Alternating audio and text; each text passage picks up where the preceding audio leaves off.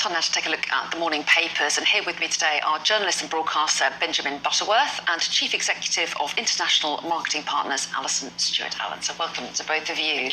And as everyone would imagine, the front page is dominated, of course, by the Princess of Wales's announcement last night of her cancer diagnosis and treatment. Benjamin, kick us off. You've got the Daily Express to start us on this. Well, it does. It leads with the news about Kate, as they all do, and it pulls out a particular section of her video from last night where she says about how it took them time to explain to the three children, to George, Charlotte and Louis. And I think there's been a lot of questions in recent weeks. I mean, there's been the most insane fever pitch questioning about why it was happening, and lots of people saying that they'd lost control of the narrative because they were taking so long to explain. Well, of course, the logic that we understand as for why this has happened is because, as she says, she needed to explain it to the kids, but because yesterday they broke up for Easter half term, so now they have 2 or 3 weeks where those children, the eldest being only 10 years old, will not be surrounded by other kids at school, parents, teachers, maybe prying eyes at the school gates, and they can try and take that time out as a family.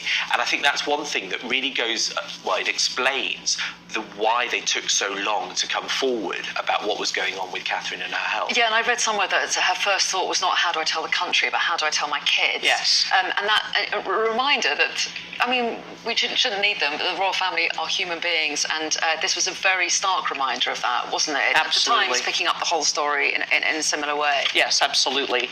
I think what this has achieved, if there was a goal, is to make them even more human. And I think the signaling that we're being more transparent is a good idea. And I think pretty much everyone has been touched by cancer, sadly, in some form or other. And so maybe it just generates a bit more empathy about their request for privacy. And certainly that is a theme that seems to be running through all of the papers today on this story, is let her have some space to recover and let the family deal with it. I don't think that's an outrageous request. No, and hopefully people will respect that. Yeah, and they always said, we last saw her publicly on Christmas Day last year, and they said after the abdominal surgery that we wouldn't see her in public life until Easter. So actually the timing is the time frame that they set out in the first place. So it may well have been that they anticipated making an announcement at this point. The fact that things got so out of control has evidently not affected the frame of going public about it, which, I think probably deserves a great deal of respect given how unpleasant that pressure must have been. Absolutely. It really makes you think what they will have been through. She said it's been an incredibly difficult time the last few months, and it really brings it home, doesn't it? It absolutely does. And I think especially if you're undergoing chemotherapy, and which has tons of pretty unpleasant side effects, you probably want to be left alone to be able to try to deal with that and cope with it. And quickly, just we've got very little time, only about 30 seconds, but The Guardian reflects on where this stands in terms of a difficult time for the royal family. Well, it suggests that 30 years on, this is the new annus horribilis, because the king has cancer and is out of action. Catherine is out of action from her cancer.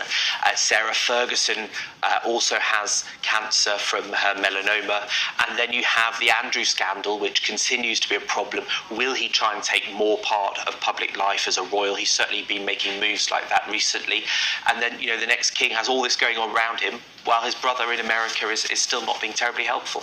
Plus the practical issues of who does those royal duties as well. And very short this hour. We'll see you again in another hour, though. Thanks very much. Thank you.